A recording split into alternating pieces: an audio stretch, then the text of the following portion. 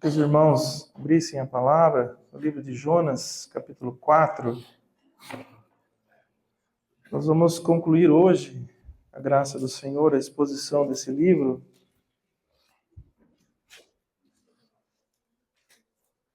Vamos fazer a leitura do capítulo 4.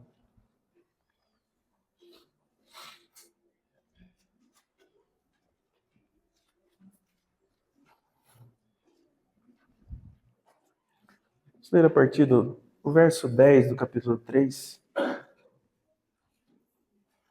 Viu Deus o que fizeram, como se converteram do seu mau caminho, e Deus se arrependeu do mal que tinha dito, lhes faria e não fez. Com isto desgostou-se Jonas extremamente e ficou irado. E orou ao Senhor e disse: Senhor, não foi isso que eu disse, estando eu ainda na minha terra? Por isso me adiantei e fugi para Tarsis, pois sabia que é Deus clemente, misericordioso, e tardio em irar-se, e grande em benignidade, e te compadece do mal, que te arrependes do mal. Peço-te, pois, ao Senhor, tira-me a vida, porque melhor me é morrer do que viver. E disse o Senhor: é razoável essa tua ira? Então Jonas saiu da cidade, assentou-se ao oriente da mesma, e ali fez uma enramada, e repousou debaixo dela à sombra, até ver o que aconteceria à cidade. Então fez o Senhor nascer uma planta, que subiu por cima de Jonas, para que lhe fizesse sombra sobre a sua cabeça, a fim de o livrar do seu desconforto. Jonas, pois, se alegrou em extremo por causa da planta. Mas Deus, no dia seguinte, ao subir da alva, enviou um verme, a qual feriu a planta, e esta se secou. E nascendo o sol, Deus mandou um vento calmoso oriental. O sol bateu na cabeça de Jonas, de maneira que desfalecia, pelo que pediu para si a morte, dizendo: melhor me é morrer do que viver. Então perguntou Deus a Jonas: é razoável a tua ira por causa da planta? Ele respondeu: é razoável a minha ira até a morte. Tornou o Senhor: tens compaixão da planta, que não te custou o trabalho, a qual não fizeste crescer, e que numa noite nasceu e numa noite pereceu. Não hei eu de ter misericórdia da grande cidade de Nínive, em que há mais de 120 mil pessoas que não sabem discernir entre a mão direita e a mão esquerda, e também muitos animais. Nós vemos aqui nesse livro que o Senhor chamou o profeta Jonas para pregar, para levar uma palavra de juízo sobre a cidade de Nínive. Essa cidade era conhecida, além de ser grande, uma grande cidade, talvez mais de 500 mil de pessoas, mas era uma cidade, uma nação cruel, que não simplesmente conquistava os seus inimigos, mas torturava, matava, perfurava, vazava por inteiro, escapelava. Era um povo muito cruel. E Jonas, ao ser chamado por Deus para levar essa palavra, que o Senhor ia destruir aquela cidade em 40 dias, ele foge, ele vai para Tarsis, ele tenta se esconder de Deus, mas Deus vai atrás dele, promove ventos e tempestades. Jonas termina sendo lançado no mar, e para não morrer ali afogado, o Senhor envia um peixe, passa ali 3 dias e 3 noites nesse peixe, clama por misericórdia, o Senhor o lança na praia. Ele anda mais de 800 quilômetros até chegar à cidade de Nínive. E no capítulo 3 nós vemos Jonas pregando nessa cidade. Ele prega só um dia. Ele traz essa palavra, não chega nem a percorrer toda a cidade. E diz que aquela cidade se arrependeu, o rei se arrependeu, chamou um jejum, até os animais foram colocados em jejum, eles foram para o pó e para a cinza, e o Senhor não fez não trouxe aquele juízo, porque eles se arrependeram no coração. E é o maior avivamento que temos notícia na história, nas Escrituras. Nunca antes um profeta teve tanto sucesso na pregação do Evangelho. Em tão pouco tempo, uma cidade inteira se converteu. Creram na palavra de Deus. E temos aqui no final do capítulo 3, o Senhor viu isso. E não mais trouxe aquele juízo. Poupou aquela geração. E começa o capítulo 4 com Jonas vendo o Senhor tendo misericórdia daquela cidade. Diz aí o verso 1, que Jonas desgostou-se extremamente e ficou irado. Interessante essa atitude de Jonas, né? Como foi comentado logo pela manhã. A Escritura fala que toda vez que um pecador se arrepende, há uma festa no céu. O Senhor Jesus disse isso. Há uma festa nos céus. Uns dias atrás a gente foi ver uma apresentação de uma orquestra em Americana. Eu poucas vezes vi isso. Tem irmãos que já viram. É muito bonito ver aqueles monte de instrumentos tocar. É um negócio organizado, belo. Mas sem Deus. Agora eu queria que você tentasse imaginar como é que deve ser uma festa nos céus de anjos perfeitos. Não sei se eles têm instrumentos, se eles cantam, mas eles adoram o Senhor. Diz que quando um pecador se arrepende, eles fazem uma festa nos céus. Uma festa nos céus. Veja como nós temos dificuldade de nos alegrar com a misericórdia do Senhor. Todo o céu para louvar quando o pecador se arrepende. Quando a misericórdia de Deus é manifestada. E nós temos dificuldades. O Senhor Jesus contou várias parábolas para mostrar como o nosso coração é terrível e reage mal à misericórdia de Deus. E como nós não temos esse coração misericordioso. Se nós lembrarmos da parábola do filho pródigo, todos devem conhecer, Lucas 15, o filho mais jovem pede a sua parte, a sua herança, uma coisa totalmente desagradável. O pai nem tinha morrido, ele já pediu a parte, fugiu, foi para uma terra distante. Diz que ali ele gastou todo aquele dinheiro. De repente ele ficou sem dinheiro, houve uma fome naquela terra. Ele não tinha o que comer, ele foi trabalhar com alguém que criava porcos. E essa situação era tão deplorável que ele teve vontade de comer a comida dos porcos, e até isso era negado. E ele caiu em si e disse: eu irei ter com meu pai, e eu não vou ser, eu pelo menos vou ser um empregado dele. Eu não mereço ser mais filho, porque eu fiz algo horrível. Mas eu vou voltar para lá. O empregado do meu pai vive melhor do que aqui. E ele se arrepende. Ele chega com seu coração disposto a se colocar aos pés do seu pai. Mas diz que o pai olhou ele de longe, ele vindo. Ele correu, o abraçou e beijou. E o filho fala: não, pai, eu quero ser só seu empregado. Ele falou: não, busque vestes novas, coloque um anel no seu dedo, calce os seus pés.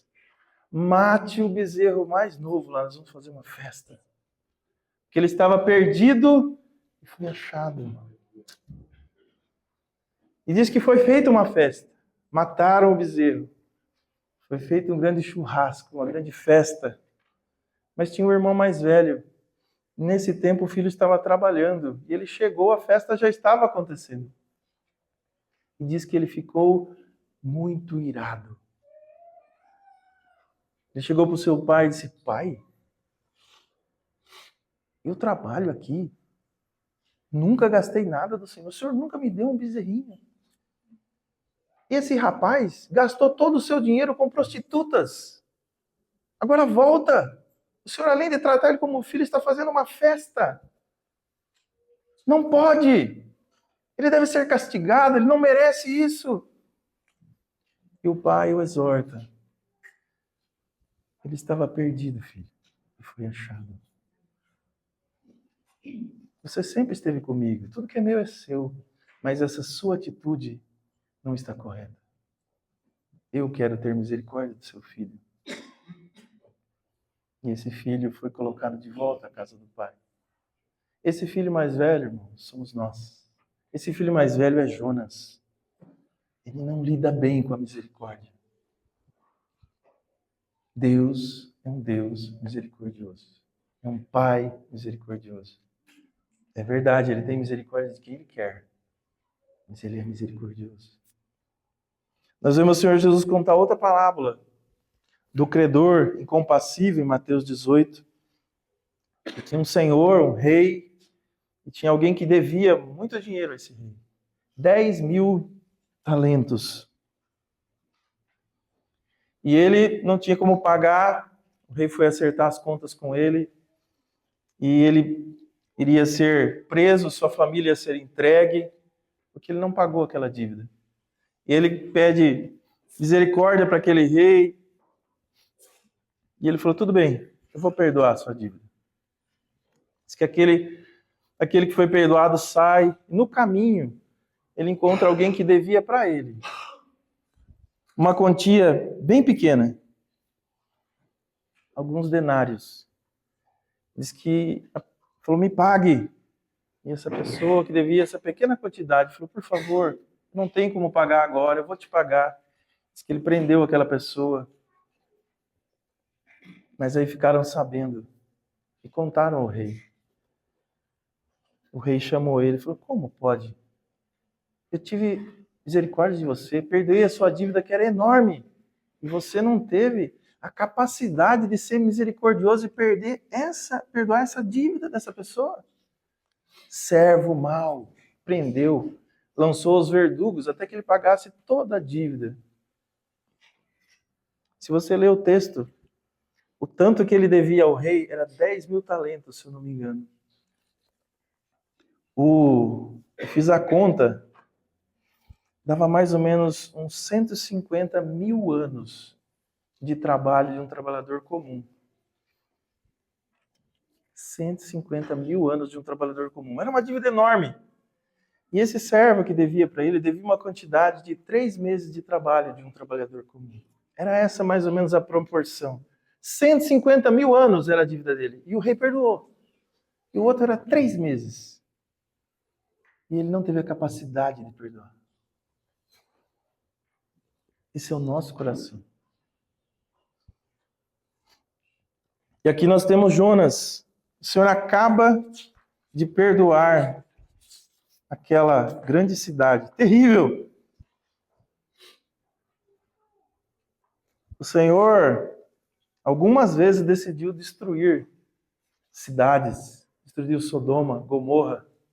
Com Noé, destruiu todos os homens. A taça da ira de Deus chegou a um ponto que ele decidiu derramar. E aqui com Nínive chegou nesse ponto. O Senhor falou, 40 dias eu vou destruir essa cidade. Porque aquilo que era feito por essa cidade, por essa nação, era algo terrível aos olhos do Senhor. Mas o Senhor foi misericordioso. Levou-os ao arrependimento. E Jonas não aceitava isso. Verso 1 diz que ele desgostou-se, extremamente ficou irado. Antes da gente ver o que essas duas palavras significam no original, perceba que o Senhor é maravilhoso na sua palavra. Se Jonas terminasse no capítulo 3, seria uma bênção, né? O Jonas foi lá, teve dificuldades, e ele pregou, e a cidade inteira foi salva. Acabasse no capítulo 3, Jonas estaria no hall dos super profetas, né? Teve maior sucesso. Coitado do Jeremias e de Isaías, né? Converteram igual Jonas. Mas o Senhor não esconde nada. Ele mostra o nosso coração. Jonas fez a coisa certa, mas a motivação dele estava errada. Ele obedeceu ao Senhor, sem alegria. Ele foi uma bênção para aquelas pessoas, mas ele mesmo não participava daquilo. Seu coração estava seco. Seco. A cidade inteira alegre. O Senhor alegre. Os céus alegre. Uma cidade inteira se converteu. E o Jonas desgostou-se extremamente e ficou irado. Veja que contraste, irmãos. Veja que contraste. Essa palavra desgostou-se, no original, significa que, aos olhos dele, Deus tinha feito um grande mal. Deus tinha feito um grande mal para ele. E o irar-se vem da ideia de ferver de cólera. Ficou nervoso mesmo. Como pode o Senhor perdoar essa cidade? Desgostou-se. Você vê como é que o nosso coração é terrível? A bondade de Deus, a misericórdia de Deus, para Jonas naquele momento foi visto como um grande mal, como uma injustiça. Quando a palavra diz que o nosso coração é enganoso, é muito enganoso. Ser guiado pelo nosso coração, pelas nossas emoções, é um caminho do fracasso. E se pensar que há poucos dias o Jonas era para ter morrido afogado naquele mar, e o Senhor mandou um peixe, salvou ele. Agora, poucos dias depois, ele não consegue replicar a misericórdia de Deus. Ele acha, Deus pode ser misericordioso comigo. Mas, não. São muito ruins. São terríveis esses ninivitas. Eu até mereço o Senhor mandar um peixe me salvar, mas os ninivitas não. Não dá assim. O Senhor está fazendo algo muito mal. O Senhor está sendo injusto. Deus irado com Nínive. Quando a ira de Deus cessa, começa a de Jonas. Veja que falta de sintonia. Deus irado com Nínive, manda o profeta, o povo se arrepende e cessa a ira de Deus. Aí o Jonas começa a ficar irado.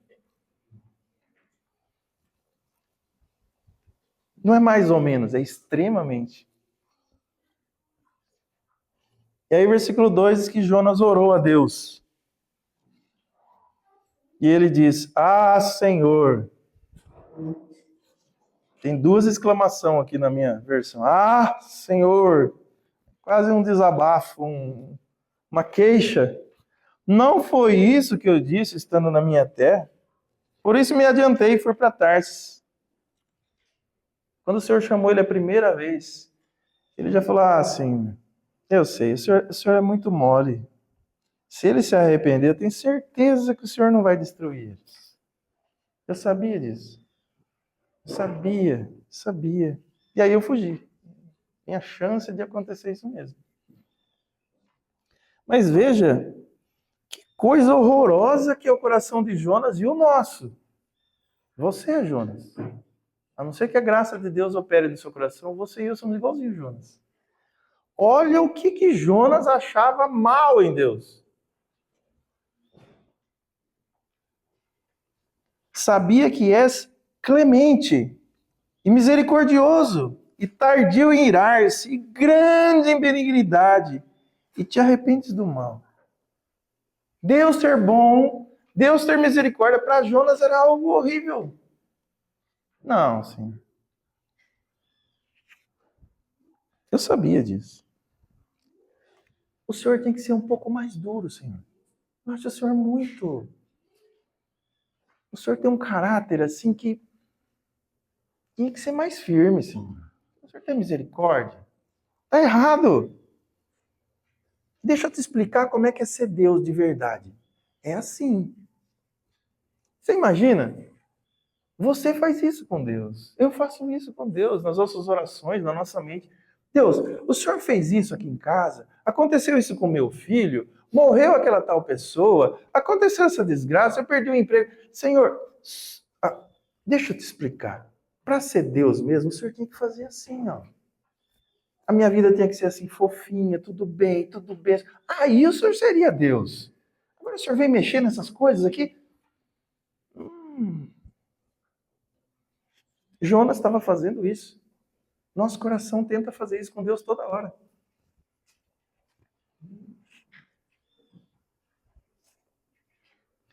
Esse texto aqui que Jonas cita na sua oração, nós podemos encontrar, eu queria que os irmãos abrissem, em Êxodo 34.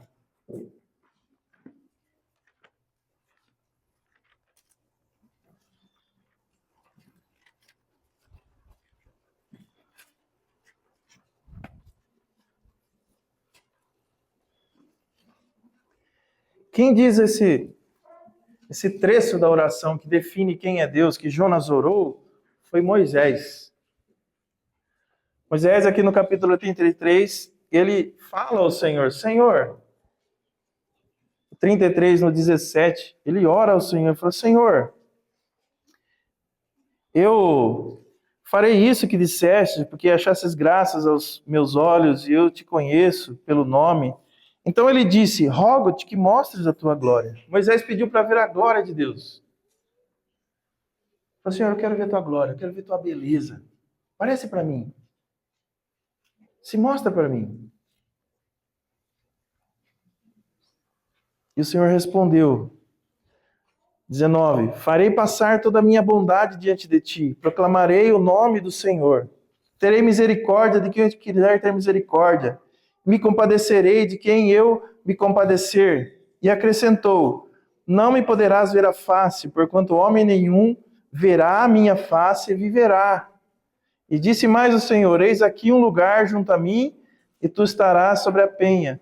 Quando passar a minha glória, eu te porei numa fenda da penha, e com a mão te cobrirei, até que eu tenha passado. Depois, tirando a mão, tu me verás pelas costas, mas a minha face não se verá. Deus falou, Moisés, se eu mostrar a minha face a você, você morre. Mas eu vou passar, Moisés, você vai ver o de costa, e você vai ver só a minha bondade. Só ela. Na fenda. Quando eu passar de costa. Mas é interessante que quando Deus está falando, Moisés pede para ver a Deus, a glória de Deus. Deus fala de misericórdia, Deus fala de bondade. Ele ia ver a misericórdia de Deus, ele ia ver a bondade de Deus. Como Deus é misericordioso. É assim que o Senhor se revela aos seus filhos, com misericórdia. E aqui no capítulo 34, depois de Moisés passar por essa experiência, no versículo 6, ele fala aquele trecho que Jonas cita. E passando o Senhor por diante dele, por diante de Moisés, Moisés clamou, Senhor, Senhor, Deus compassivo, clemente, longânimo, grande misericórdia e fidelidade, que guarda misericórdia em 1000 gerações, que perdoa a iniquidade, a transgressão e o pecado, ainda que não inocente o culpado, e visita a iniquidade dos pais nos filhos e nos filhos dos filhos, até a 3ª e 4ª geração. E imediatamente curvou-se Moisés na terra e o adorou. Então, quando Moisés vê aquela face da misericórdia de Deus, ele louva como tu és misericordioso, como tu és longânimo. Jonas chega para Deus e diz, eu não gosto disso. Eu não gosto disso do Senhor ser misericordioso. Eu estou irado, porque o Senhor tem paciência, porque o Senhor se arrependeu. Eu não gosto disso. Eu gosto que o Senhor seja assim comigo. Comigo pode continuar assim. Pode continuar me salvando, pode continuar cuidando de Israel, pode continuar prosperando a nossa terra, mas com os outros povos, está tudo errado, Deus. E o Senhor, versículo 3, e estava tão séria essa agonia de Jonas que ele pede para morrer. Poucos dias atrás, ele dentro do peixe, naquela situação lá, quase se afogando, ele pediu para Deus salvar ele. Agora ele já quer morrer de novo. O irmãozinho estava bem desequilibrado, né? Um dia ele quer ser salvo, é ele. O outro já, senhor, se não é do meu jeito, pode matar eu, não quero, a vida não tem sentido se não for do meu jeito.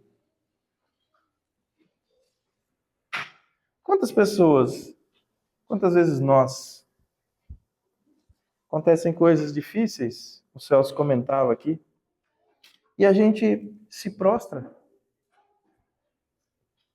O Senhor levou a minha esposa, a vida acabou. Pode matar, Senhor. Tenho 5 filhos, 3 se converteu, 2 viraram malucos. Senhor, acabou minha vida. Pode matar eu. Né? Não foi do jeito de Jonas. Ele falou, pode matar. Não tem mais sentido a minha vida. Acabou o propósito. Se não é do meu jeito. Eu não aceito que o Senhor seja soberano em todas as coisas. E o Senhor, aqui, irmãos, aqui a gente vê o longânimo, o bondoso. Se fosse você sentado no trono, você ia fazer assim, ó. Mandar uns 3 raios na cabeça do Jonas e falar, chega! Não dá! Rapaz, você não sabe de onde que vem essa baleia para te salvar aí. Acabei de tirar dessa situação. Você quer morrer? E tá achando que eu sou ruim? A minha misericórdia você acha ruim? Imagina se eu te mostrar a minha ira. E o Senhor, Jonas, vamos pensar junto? Pensa com o papai. Não é assim que a gente faz com o filho? Pensa um pouquinho. Pensa aí, Samuel. Tá certo isso. Deus fez isso com o Jonas. Pegou o Jonas do ladinho assim. Jonas, é razoável a sua ira. Pensa aí. Pensa o que você está fazendo. Pensa. A resposta era óbvia, né? Jesus só estava fazendo, o Senhor só estava fazendo ele pensar. Pensa, é razoável você ficar desesperado, irado, por eu ter tido misericórdia. E o versículo 5 é assustador, o risco que Jonas estava correndo. Ele deixou, usando uma linguagem popular, né, deixou Deus de ar. Ele simplesmente saiu e largou Deus falando sozinho. Ele foi para outro lugar, não respondeu a pergunta de Deus e foi para as partes montanhosas da cidade. Ele não responde Deus. Ele sai da cidade, assenta-se ao oriente da mesma. Os irmãos que estudam a geografia ali dizem que essa Nínive por volta tinha algumas montanhas à volta. Muito provavelmente ele foi para aquele lugar ali um pouco mais alto para ver o que ia acontecer. E ele fez uma enramada. Enramada é como se fosse uma cabana, assim, cheia de galho, de folhas, assim. Porque aquela região também, os irmãos contam que é muito quente ali, né? Faz um calor terrível em algumas épocas do ano. Muito provavelmente estava muito quente. E ele faz essa cabaninha ali, senta ali, e diz o texto que ele até ver o que aconteceria à cidade. O Senhor já tinha mudado, já tinha perdoado aquela cidade. Mas Jonas falou, bom, quem sabe Deus muda de ideia de novo? Quem sabe porque eu estou tão nervoso assim com Deus, Deus vai pensar melhor no que ele fez. Porque, poxa, eu sou o profeta Jonas, se eu fiquei nervoso, deve ter alguma justiça nisso. E ele ficou ali sentado de camarote. Quem sabe Deus ainda manda um fogo, faz alguma coisa.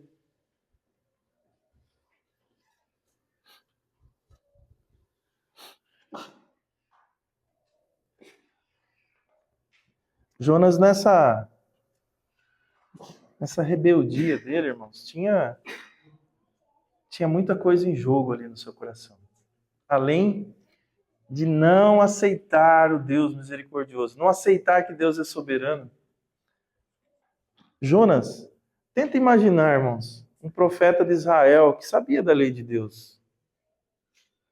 Na lei de Moisés falava que um falso profeta que tivesse profetizado e não acontecesse em nome de Deus deveria ser morto. Imagina isso nos nossos dias, como é que seria, né? O cara vai no YouTube lá, fala que na outra semana os irmãos juntos e apedrejam ele. Seria, né? O Jonas sabia disso. E ele foi lá e profetizou. Ele foi na cidade e falou: em 40 dias o Senhor vai subverter essa cidade. E não aconteceu. Porque aquela cidade mudou o seu coração. O Senhor mudou o que ia fazer. Mas Jonas ia ficar com aquela fama. Poderia ficar com aquela fama de um falso profeta. Alguém que enganou. Jonas falou: rapaz.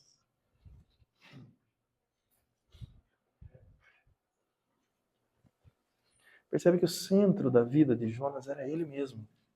Apesar dele estar obedecendo a Deus, ele estar cumprindo aquilo que Deus mandava, o seu coração não era em nada parecido com o de Deus. Ele era egoísta. Ele não aceitava o Deus como ele é. Ele era completamente diferente. E aí o Senhor vai aplicar uma lição em Jonas. O Senhor vai continuar trabalhando nele. E essa lição do Senhor, ela é bem pedagógica, né? O Senhor tem as suas formas de nos ensinar. Versículo 6 diz que então fez o Senhor nascer uma planta que cobriu por cima de Jonas para que fizesse sombra sobre a sua cabeça, a fim de livrar do desconforto. E Jonas, pois, se alegrou em extremo por causa dessa planta. O Senhor vai lá naquela enramada que ele fez lá, ainda o Senhor faz nascer uma folhagem, uma trepadeira, alguma coisa assim, que ficou bem mais sombra. E diz que acabou o desconforto, ficou bem tranquilinho lá. Diz que ele se alegrou em extremo. Nervoso, irado, julgando mal Deus quando perdoou Nínive. Feliz em extremo, porque ganhou uma sombrinha. Vocês, eu sou assim. Se a plantinha é para mim,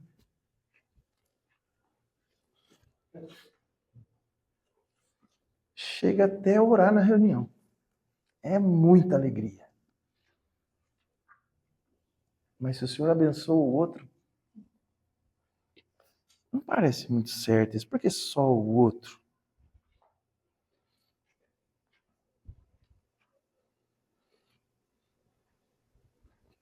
Percebe, irmãos? Nosso coração é assim, desequilibrado. Nos alegramos com coisas que uma sombrinha. Já estava na sombra, só ficou mais confortável. Ele ficou muito alegre. E uma cidade inteira. Imagina, nesse dia, irmãos, no céu, se quando um tem festa no céu, foi o festão do céu, foi o dia que sei lá quantos dias antes, foi uma cidade inteira se converteu. Vamos ter que fazer, não tem turno lá, né? Mas vamos fazer vários dias de louvor, porque 500 mil pessoas creram no Senhor. O Jonas nervoso. Aí a plantinha, ele estava feliz.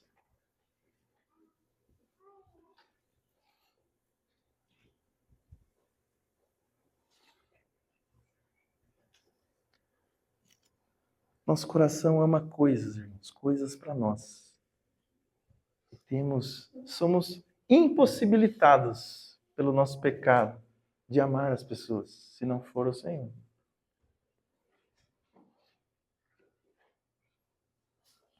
Impossibilitados. Nós somos inimigos uns dos outros, a palavra diz. Nós queremos tudo para nós. A plantinha para nós, a enramada para nós, nossa reputação, a nossa história. Mas o que Deus está fazendo, só o Senhor faz essa obra. E nos alegrar com a sua obra. Nos alegrarmos com o Senhor. Nos alegrar com o próximo, que é a imagem de Deus.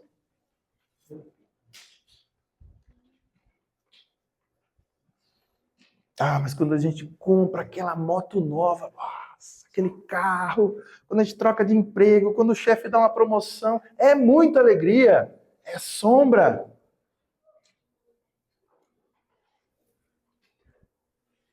Mas quando o irmão diz, olha, no meu trabalho essa semana eu consegui pregar o evangelho para aquela pessoa, vou fazer uma visita para ela, ore por mim. Amém, irmão? Amém. Algo maravilhoso está acontecendo. Tem alguém se batizando, alguém crendo. Benção, hein? Mas quando você trocou de celular, você passou a noite lá, era muita alegria. Veja, irmãos, a banalidade do nosso coração. Você passa 3 horas configurando o celular, colocando os contatos, o WhatsApp. Você já passou 3 horas orando por um culto de evangelismo? Ou quando a gente pregou, o nosso coração quer é a plantinha. O nosso coração é diferente do de Deus.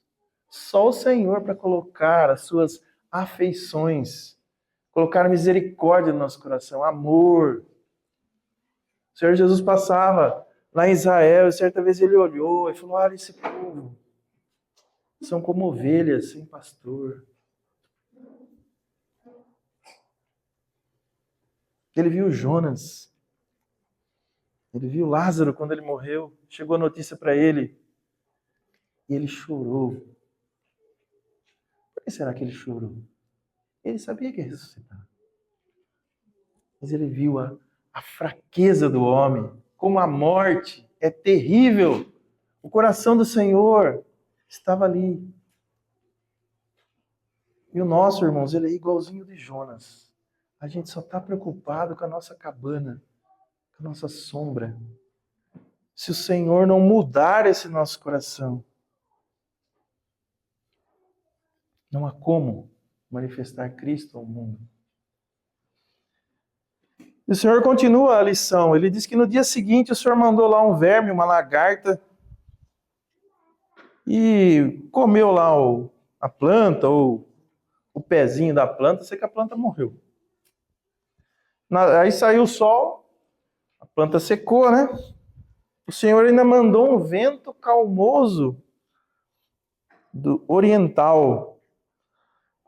Alguns irmãos falam que nessa região aí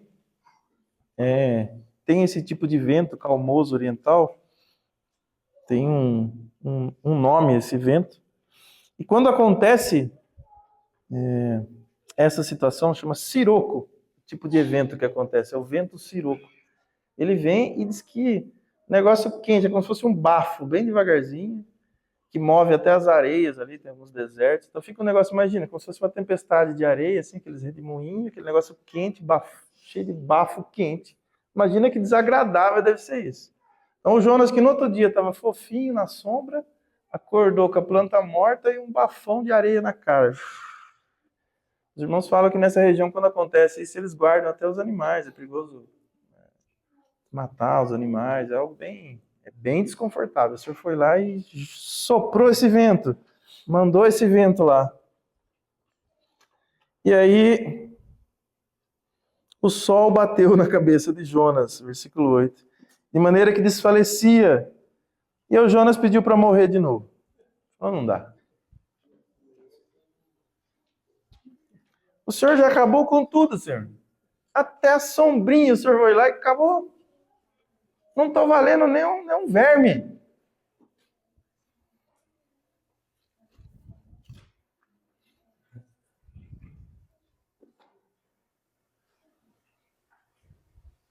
Não, nosso coração é assim.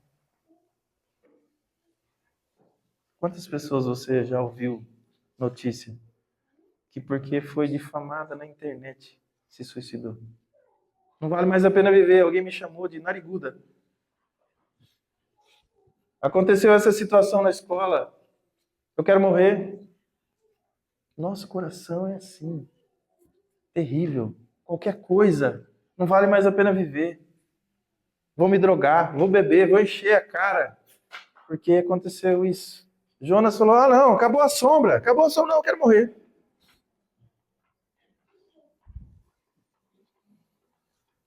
É melhor morrer do que viver. Deus de novo podia ter feito assim.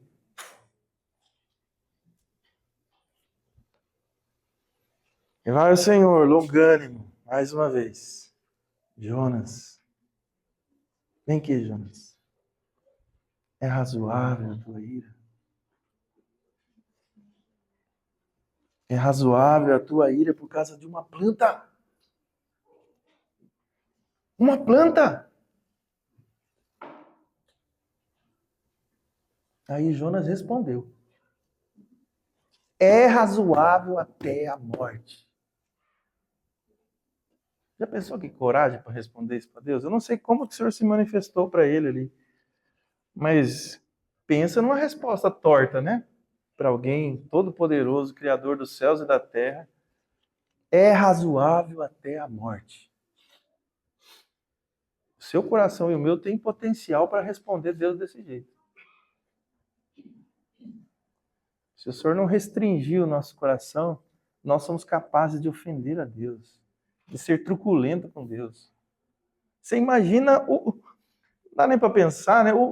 A quantidade de paciência, de longanimidade, né? Tava assim, o Senhor demonstrando para Jonas impressionante. E o Jonas, truculento.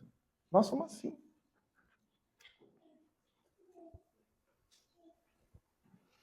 Aí o Senhor vai explicar para Jonas. Versículo 10. Tornou o Senhor, Jonas, você tem compaixão da planta, que não te custou trabalho, você não fez crescer, que numa noite nasceu, na outra morreu. Veja seu coração, Jonas. Você ficou com dó de uma planta.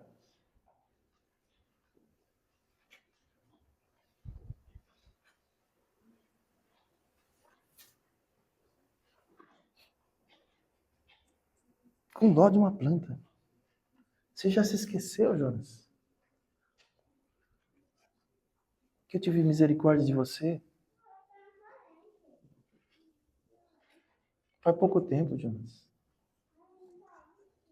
Você é um judeu, porque eu quis que você fosse um judeu. Você podia ser um ninivita. É tudo graça. Você podia estar nessa cidade, ser um cidadão aqui, não podia? Você já se esqueceu, Jonas? E nós esquecemos. O Salmo 104, você vai ver Davi falando assim: ó Senhor, que a minha alma te bendiga, te louve, te adore. Alma minha, não se esqueça de adorar ao Senhor e bendizer a Ele. Não esqueça de nenhum dos seus benefícios. Davi orava assim, mandando a alma dele não esquecer. Não esquece, alma, não esquece. Você é esquecida, Deus já fez tanta coisa. Deus é tão gracioso. Não se esqueça dos benefícios de Deus. E quem é Deus? Porque nós nos esquecemos.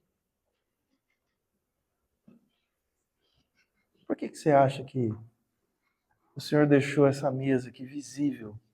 Para sempre que nós nos reunimos, lembrarmos da sua morte, da sua ressurreição. De forma visível, palpável. Façam isso sempre. Para não esquecer. Porque nós nos esquecemos do que Deus fez. Quem você era antes de conhecer a Cristo. Onde você andava. Nosso coração é ingrato. Passam poucos meses, nós nos esquecemos. Começamos a reclamar. Temos dificuldade de louvar a Deus. Pegue os Salmos, irmãos. Quantas vezes está sendo mandado que adoremos o Senhor, que Ele é digno de ser adorado, que Ele é digno de ser cantado, o seu nome bendizido, todas as suas obras. Irmãos, e nós nos juntamos com dificuldade e louvamos ao Senhor nas nossas reuniões. Às vezes nossa mente está lá. Já nos acostumamos a louvar sentado. Às vezes nem prestamos atenção no que estamos cantando. Você está diante do Criador dos céus e da terra. Você deve. Os benefícios do Senhor em Cristo são tão grandes. A salvação é tão grande Mas veja como o nosso coração é terrível. A gente consegue prestar atenção numa criança, num negócio que caiu, em qualquer coisa, mas nos colocarmos diante de Deus em oração é difícil. Nós nos concentramos só em nós. É da nossa natureza caída.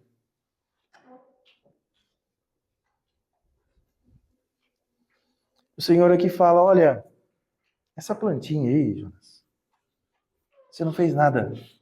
Eu fiz tudo. Eu mandei a plantinha, eu fiz ela crescer, eu mandei o verme, foi tudo eu. E por que você está reclamando? Já fez alguma coisa? Você adubou, trouxe a muda, fez crescer, você não fez nada. E por que você está reclamando? Teve alguns irmãos que responderam essa situação por graça de maneira muito melhor que Jonas. Jó, por exemplo, quando o Senhor o aflige, o que ele faz? Ele perde os filhos, perde as suas posses, tudo num dia. Ele se prostra ao chão e diz, e ora ao Senhor, o Senhor deu,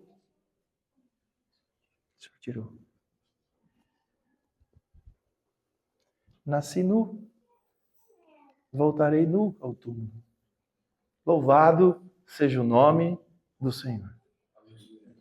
Irmãos, para orar assim, nós não conseguimos, é só o Senhor, só o Espírito de Deus.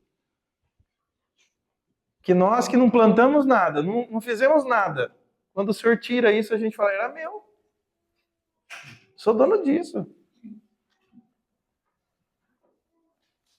Esse emprego aqui, ó, você não tem ideia quanto eu tive que estudar para chegar aqui. Esse filho que o Senhor levou, na flor da idade, olha, Senhor, quantas noites e tal, agora o Senhor vai levar ele embora.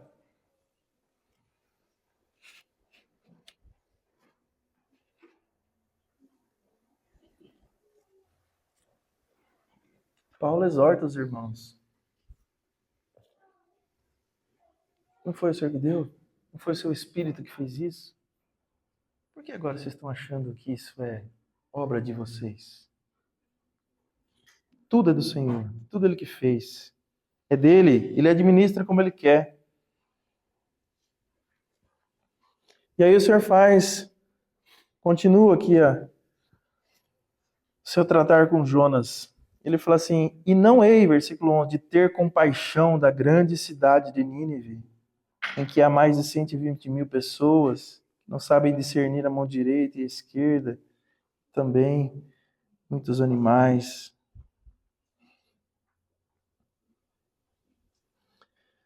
Esse livro termina com essa pergunta. Jonas, eu posso salvar pecadores? Eu posso ter misericórdia?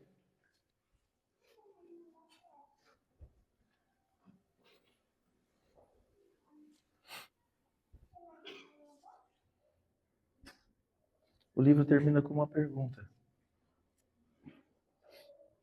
Que Jonas, pelo Espírito de Deus, ou alguém que escreveu junto com Jonas, deixou para Israel, para o povo de Deus. Eu posso ter misericórdia?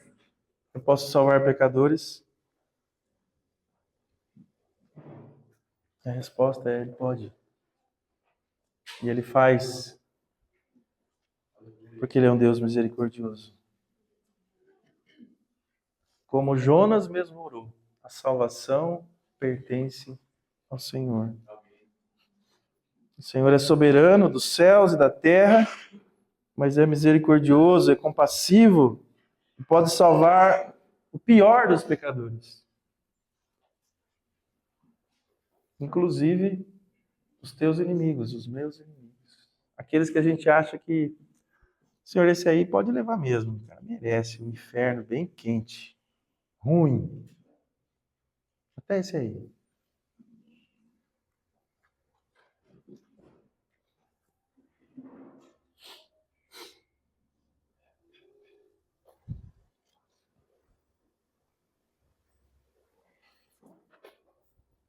A misericórdia do Senhor alcança quem Ele quiser alcançar. na situação que Ele quiser alcançar.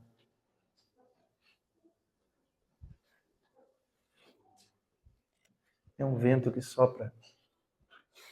É o seu Espírito que convence o homem do pecado. Como lemos aquela história da irmã Corrie ten Boom, né? Não há abismo tão profundo que o amor de Deus não seja ainda mais profundo. Não tem um lugar, não tem um pecado, não tem uma situação em que essa misericórdia de Deus não possa chegar. A esperança. A esperança. E é nessa esperança que nós fomos salvos também. Paulo vai falar que o Senhor escolhe e elege os piores, os que nada são, os fracos, os tolos. Então, se você está nessa lista, alcançada pela misericórdia, é porque você é assim. Um fraco, um tolo, incapaz. O Senhor não costuma chamar muitos sábios. Então fique tranquilo, eu também estou tranquilo, porque o Senhor não chama muitos sábios, nem muitos ricos. O Senhor costuma chamar os piores, para que a graça e a glória seja dele.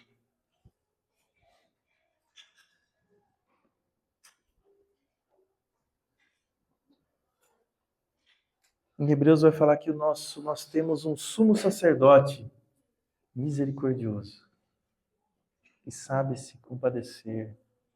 Ele continuará sendo misericordioso, inclusive com aqueles que já foram salvos.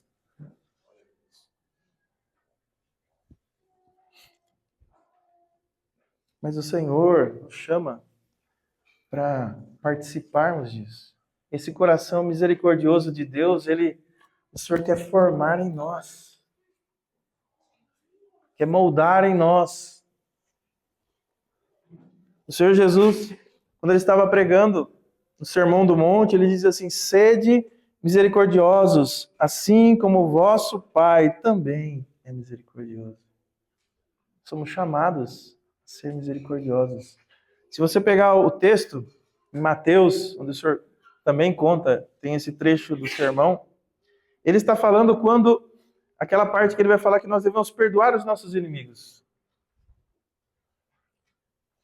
Quando nós somos ofendidos, nós devemos perdoar os nossos inimigos. Em Mateus fala assim, depois que ele fala que nós devemos perdoar os inimigos, ele fala assim: sede perfeitos, porque o vosso Pai também é perfeito. Mas quando Lucas vai relatar isso, o mesmo trecho, ele diz assim: sede misericordiosos, como o vosso Pai é misericordioso. Essa perfeição, essa capacidade do Espírito de replicar, de ser misericordioso como Deus é. Porque quando você exerce misericórdia? Só quando você é ofendido. Misericórdia é não retribuir aquilo que alguém fez de mal para você, certo? Por que Deus é misericordioso? Porque nós merecemos castigo e Ele é misericordioso. Graça é quando Deus dá alguma coisa, né, para nós, um presente que nós não fizemos. Misericórdia é quando nós merecemos castigo e Ele vem com misericórdia. Então, para exercer misericórdia, significa que sempre você vai ter sido ofendido antes. Deus tinha sido muito ofendido por essa cidade. Por isso, ele ia julgar essa cidade. Mas pelo arrependimento trazido ali, que trouxe misericórdia. E aqui, irmãos, há um caminho de cruz, há um caminho de negarmos a nós mesmos. Há um caminho que o Espírito Santo tem que ir forjando em nós. Que o nosso coração é igual de Jonas, a gente só quer para nós. É um Deus que é só para nós, é um ídolo. Quando nós precisamos de alguma coisa, ele faz alguma coisinha para mim. Preciso disso, ele faz alguma coisinha para mim. Esse não é o Deus da Bíblia. Ele é um Deus soberano. Um Deus soberano. E um Deus misericordioso.